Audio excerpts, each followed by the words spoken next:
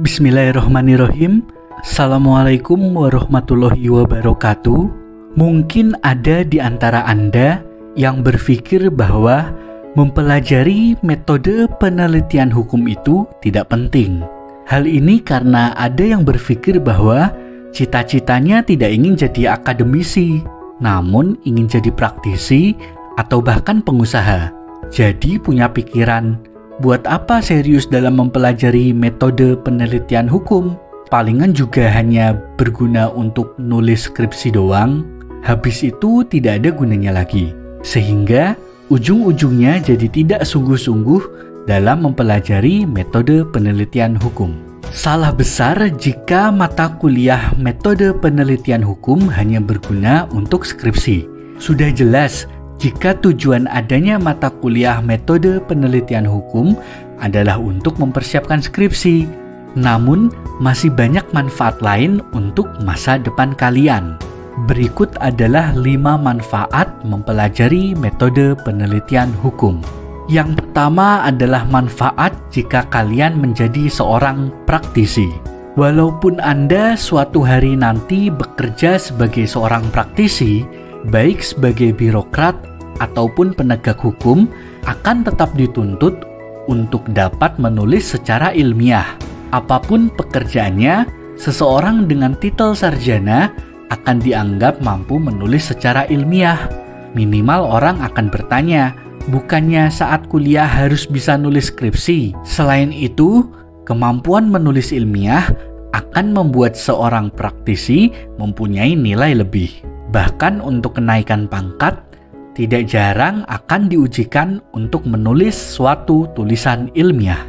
Jadi, mata kuliah metode penelitian hukum akan sangat bermanfaat untuk Anda di masa depan ketika sudah memasuki dunia kerja. Yang kedua adalah manfaat jika kalian menjadi seorang pengusaha. Jangan sampai karena ingin jadi pengusaha, maka menganggap bahwa metode penelitian hukum sama sekali tidak bermanfaat di masa depan.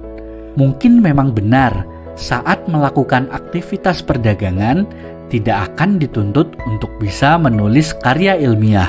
Namun, jika Anda memiliki kemampuan menulis ilmiah yang baik, dapat dijadikan poin plus dibandingkan pengusaha lain, atau bahkan dapat digunakan untuk bahan promosi.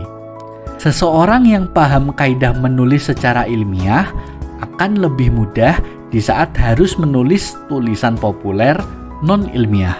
Cukup mengganti bahasa yang formal menjadi tidak formal, namun begitu konsep dan kerangka berpikirnya tetap sama. Hari ini copywriter sangat penting untuk scale up bisnis di platform digital. Sudah tidak zamannya lagi bisnis hanya mengandalkan promosi yang jadul, sehingga Anda dapat menjadi pengusaha yang memiliki nilai lebih di zaman yang serba digital ini. Yang ketiga adalah manfaat jika ingin lanjut kuliah S2 atau S3 nanti. Kalau alasan ini sudah jelas sekali, perkuliahan S2, baik di dalam maupun di luar negeri, akan banyak dipenuhi dengan tugas menulis karya ilmiah. Belum lagi kewajiban menyelesaikan tesis. Jadi, kalau Anda berniat lanjut kuliah S2 dan ingin agar kuliah S2-nya bisa cepat lulus, maka mulai dari sekarang serius dalam mempelajari metode penelitian hukum. Manfaat yang keempat adalah bisa menjadi sumber tambahan penghasilan. Seorang praktisi biasanya memiliki pengalaman praktek yang banyak. Jika seorang praktisi juga ahli dalam menghasilkan tulisan, maka orang-orang akan lebih tertarik membacanya. Begitu pula dengan pengusaha, tulisannya akan jauh lebih dipercaya daripada orang yang hanya menguasai teori tanpa ada praktek. Dengan adanya suatu karya tulis akan semakin menaikkan branding dari nama Anda, dan hal tersebut dapat dimanfaatkan untuk sumber tambahan penghasilan. Manfaat yang kelima adalah mudah untuk menambah ilmu.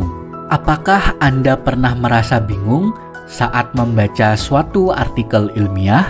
Bisa jadi karena Anda belum terlalu memahami bagaimana kaidah-kaidah penulisan ilmiah. Dengan memahami bagaimana kaidah menulis secara ilmiah, maka kita akan jauh lebih mudah memahami tulisan-tulisan ilmiah. Ada begitu banyak ilmu-ilmu terbaru yang ditulis dalam suatu karya ilmiah. Sehingga jika kita ingin ilmu kita selalu mengikuti perkembangan zaman, maka sudah tentu kita harus senantiasa banyak membaca karya ilmiah terbarukan. Jangan sampai kita ketinggalan zaman dan akhirnya pekerjaan atau usaha kita menjadi terbelakang karena tidak bisa mengikuti perkembangan zaman. Itulah kira-kira 5 alasan mengapa Anda harus serius dalam mempelajari metode penelitian hukum. Apalagi jika kalian bercita-cita menjadi seorang akademisi atau dosen, maka wajib hukumnya untuk bisa menulis karya ilmiah. Bakalan jadi dosen yang tertinggal kalau tidak terbiasa menulis karya ilmiah. Belum lagi untuk jadi dosen harus kuliah S2, sehingga harus menguasai metode penelitian hukum agar lancar kuliahnya. Nggak perlu ngoyo, tapi tetap serius ya. Terima kasih. Wassalamualaikum warahmatullahi wabarakatuh.